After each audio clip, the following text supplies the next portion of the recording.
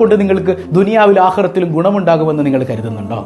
ഇല്ലേ? എനിക്ക് ഏറ്റവും വലിയ സങ്കടം ഇതിൻ്റെ താഴെ പോയി മാഷാ അല്ലയും ഇൻഷാ അല്ലയും അൽഹംദുലില്ലയൊക്കെ കമൻറ്റ് ചെയ്യുന്നവരാ.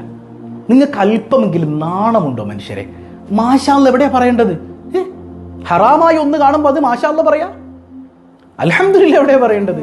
അതായത് ഇപ്പോൾ ഈ മറ്റേതുണ്ടല്ലോ, കല്യാണത്തിന് മുമ്പ് സേവ് ദ ഡേറ്റിൻ്റെ വീഡിയോ, ആ പ്രൊമോ വീഡിയോ ഒക്കെ ഇറക്കും. രണ്ടുപേരും ഇങ്ങനെ നിക്കാഹ് പോലും കഴിഞ്ഞിട്ടില്ല, അവളിങ്ങനെ ചെക്കനും പെണ്ണും ഇങ്ങനെ കെട്ടിപ്പിടിച്ച് നിൽക്കുക, കല്യാണത്തിൻ്റെ ഡേറ്റ് വരും. അപ്പം അതിൻ്റെ ഇടയിൽ ബറക്കല്ലാഹു ലക്കും ഹൈ മാഷാ അല്ലാ, പച്ചയായി രണ്ട് മനുഷ്യരിന്ന് വ്യഭിചരിക്കണത് കാണുമ്പോൾ മാഷാ അല്ലാ അൽഹംദുലില്ലാ. അള്ളാനെ കളിയാക്കല, അനുഭവിക്കാണ്ട് നമ്മൾ പോവില്ല.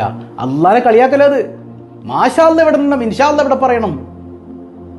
ഹൈറല്ലാത്ത ഹലാലല്ലാത്തൊരു സ്ഥലത്ത് നമ്മൾ മനഃപൂർവ്വം പറയുകയാണെങ്കിൽ ഇസ്ലാമിൽ നിന്ന് വരെ നമ്മൾ പോകാൻ കാരണമാണത്.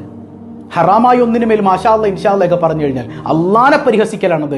ആ ഒരു ഉദ്ദേശം നമ്മുടെ കൽബിലുണ്ടെങ്കിൽ ഇസ്ലാമിൽ നിന്ന് തന്നെ നമ്മൾ പുറത്തു പോകുന്ന അവസ്ഥയാണ്. ബാക്ക്ഗ്രൗണ്ട് നല്ലതായിരിക്കും. ചിലപ്പോൾ ഈ കാണുന്ന പേക്കൂത്തുകളൊക്കെ എല്ലാ സിനിമാ ഡയലോഗും അതുപോലെ തന്നെ ഈ ഹറാമായ കാര്യങ്ങളും ചിലപ്പോൾ കിസ്സിങ് വരെ നടക്കും കല്യാണത്തിന് മുമ്പ്. ഇതൊക്കെ വീഡിയോയിലുണ്ടാവും. എന്നാൽ ബാക്ക്ഗ്രൗണ്ട് മ്യൂസിക് മാണിക്യമലരായ പൂവി, ഓ ആ പാട്ട് കേട്ടിട്ട് അല്ലോ ഖദീജ ബീവി മുത്തുനബി, ഏത് ഈ കാണുന്നത് മാഷാ അല്ലാ, ഓ കണ്ണു കിട്ടാണ്ടിരിക്കട്ടെ മക്കളെ മാഷാ അല്ലാ. ചില ആളുകൾ കമൻറ്റ് ചെയ്യാണ്, എന്തൊരു മോശമാണ് യാ അല്ലാ. നിങ്ങൾ ചിന്തിച്ചോക്ക്. അപ്പോൾ ഇത് നമ്മുടെയൊക്കെ വീട്ടിലുണ്ടെങ്കിൽ നിങ്ങൾ ചിന്തിക്കണം കേട്ടോ. കല്യാണത്തിൻ്റെ പേരിലുള്ള പേക്കൂത്താകട്ടെ, അതുപോലെ ഈ സേവ് ദ ഡേറ്റിൻ്റെ പേരിലുള്ള, നിങ്ങൾ ഒരു കാര്യം മനസ്സിലാക്കുക. ഈ കല്യാണം ഉറപ്പിച്ചു വെച്ചത് കൊണ്ടോ നിശ്ചയം നടത്തിയത് കൊണ്ടോ ഭാര്യയും ഭർത്താവും ആവണില്ല. നിങ്ങൾക്ക് ഒരു വിഷയവും പരിധി വിട്ട് സംസാരിക്കാനുള്ളൊരു റൈറ്റും ഇല്ല, അവിടെ തൊടാനുള്ള റൈറ്റ് ഇല്ല. യാ അല്ലാ, ഇസ്ലാമിലാണ് നിങ്ങൾ മുസ്ലിം ആണെങ്കിൽ മാത്രം കേട്ടോ, അല്ലാത്തവരോട് ഞാൻ പറയണില്ല. എപ്പോഴും പറയാം, നിങ്ങൾ യഥാർത്ഥ മുസ്ലിമായി ജീവിച്ച് മരിക്കണം എന്ന് ആഗ്രഹം ഉണ്ടെങ്കിൽ മാത്രമാണ് ഞാൻ ഈ പറയുന്നത്. നിങ്ങളുടെ ഇഷ്ടം, നിങ്ങൾക്ക് സ്വാതന്ത്ര്യമുണ്ട്, ഞാൻ ആരെയും കുറ്റപ്പെടുത്തുന്നില്ല കേട്ടോ. അത് അക്സെപ്റ്റ് ചെയ്യുമോ നിങ്ങളിലേക്കാണ്. നിങ്ങൾക്ക് ഇഷ്ടമുള്ളത് നിങ്ങൾക്ക് ചെയ്യാം. പക്ഷേ അള്ളാഹുവിൻ്റെ ഇഷ്ടമാണ് ഞാനീ പറയുന്നത്. ജീവിതത്തിൽ ആ തുടക്കകാലത്തുള്ള ആ ഒരു ചിരിയും കളിയൊക്കെ ഉണ്ടല്ലോ, ഒരു സ്ട്രഗ്ലിംഗ് പീരീഡിലേക്ക് അങ്ങ് വരുമ്പോൾ ബാപ്പായും ഉമ്മായി ഇങ്ങനെ നോക്കി നിൽക്കാം, മക്കളുടെ ജീവിതം എന്തെങ്ങനെ. അന്ന് മക്കള് കല്യാണത്തിൻ്റെ പേരിൽ പേക്കൂത്ത് നടത്തിയപ്പോൾ, അന്യാണുങ്ങളും പെണ്ണുങ്ങളും സ്റ്റേജിൽ കയറി നിന്ന് തുള്ളിയപ്പോൾ, കൂട്ടുകാരനും കൂട്ടുകാരിയാണെന്ന് പറഞ്ഞ് എല്ലാ അലമ്പും തോന്നിവാസവും അള്ളാന്റെ ഹബീബിന്റെ സുന്നത്തിന്റെ പേരിൽ കാണിച്ചു കൂട്ടിയപ്പോൾ കാമാ പറയാൻ ബാപ്പമാരെ ഉമ്മമാരെ നിങ്ങൾ ഉണ്ടായിരുന്നില്ല. നിങ്ങൾ അനുഭവിക്കുക തന്നെ വേണം എന്നല്ലേ? നിങ്ങളല്ലേ ഇതിൻ്റെ ഉത്തരവാദികൾ? എല്ലാ കുഞ്ഞും നല്ല പ്രകൃതിയിൽ ജനിക്കുമ്പോൾ അവരെ തെമ്മാടികളും താന്തോന്നികളുമാക്കുന്നത് ബാപ്പയും ഉമ്മയും. പിന്നെ ചില ആളുകൾ പറയുന്നുണ്ട്, ഈ ഹിജാബൊന്നും ഇല്ലാതെ കുറേ ആൾക്കാർ ഇങ്ങനെ കൂത്തുകൾ കാണിക്കുമ്പോൾ അതിൻ്റെ അടിയിൽ വന്ന് ചോദിക്കുന്ന കുറേ ആൾക്കാർ, ഇത്താ തട്ടനിട്ടൂടെ, തട്ടനിട്ടിപ്പോൾ എന്ത് ഹലാലാവോ? അപ്പോൾ അവർ പറയും, ഞാനും അള്ളായും തമ്മിലായിക്കോളാം, നിങ്ങൾ അള്ളായും തമ്മിലായിക്കോ. ഇതൊക്കെ എല്ലാവരുടെയും വാദമാണ്. പറഞ്ഞ് മനസ്സിലാകുന്നുണ്ടോ? ഞങ്ങൾ ഈ വിഷയം പറയുന്നത് നിങ്ങൾ അള്ളായും തമ്മിലായിക്കോ, അല്ലാതെ ഇപ്പം ഞങ്ങൾക്കിപ്പോൾ നിങ്ങളുടെ കാര്യത്തിൽ ഇടപെടാനൊന്നും പറ്റൂലല്ലോ, ഉപദേശിക്കാനല്ലാതെ. يا أيها النبي قل لأزواجك وبناتك ونساء المؤمنين يدنين عليهن من جلابيبهن ذلك أدنى أن يعرفن فلا يؤذين وكان الله غفورا رحيما.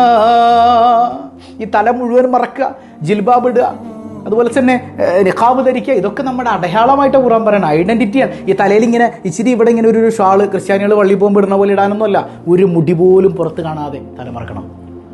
അങ്ങനെ ചെയ്യുന്ന എത്ര പേരുണ്ട്? ഇത് അള്ളാഹു നിർബന്ധമായി ഖുർആനിൽ പറഞ്ഞ കാര്യമാണ്. എത്ര പേര് ചെയ്യുന്നുണ്ട്? ഇതെത്ര ആണുങ്ങൾ കാണുന്നുണ്ട്? ഏറ്റവും കൂടുതൽ സ്ത്രീകൾ നരകത്തിൽ പോകാനുള്ളൊരു വിഷയം പറയുമ്പോൾ ഇസ്രാ മിഅ്റാജിന്റെ രാത്രിയിൽ മുത്തനബിതങ്ങൾ കണ്ടതല്ലേ നരകത്തിൽ തലമറക്കാത്തതിൻ്റെ പേരിൽ കിടന്ന് അതിയായ യാതന അനുഭവിക്കുന്ന സ്ത്രീകൾ. നമ്മളായിരിക്കുമോ അത്? മുത്തനബിതങ്ങൾ കാലേ കൂട്ടി നടക്കാൻ പോകുന്ന കാര്യം അവിടെ കണ്ടത്. അല്ലാഹുമ്മ ലാ തജ്അൽനാ മിൻഹും, പടച്ചോനെ ഞങ്ങൾ അതിൽ നീ പെടുത്തല്ലേ അല്ലാഹ്.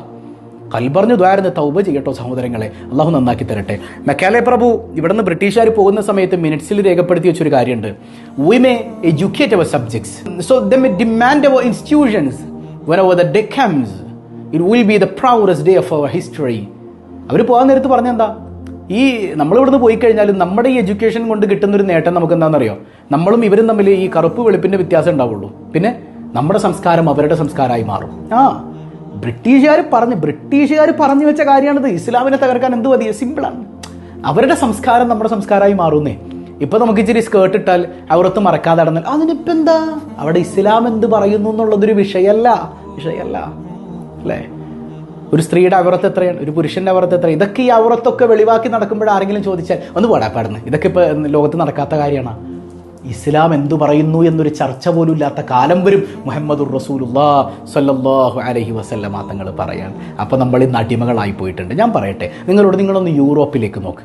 അല്ലാമ ഇക്ബാൽ പാടി വെച്ചില്ലേ, ഇസ്ലാം കി ഫിത്രത്ത് മേ ഖുദ്റത്ത് ന ലചക് ജി ഹേ യെ ഇത്നാ ഹി ഉബറേഗാ ജിतना है दबाओगे जहां में अहले ईमान सूरत खुर्शीद जीते हैं इधर डूबे उधर निकले उधर डूबे इधर निकले.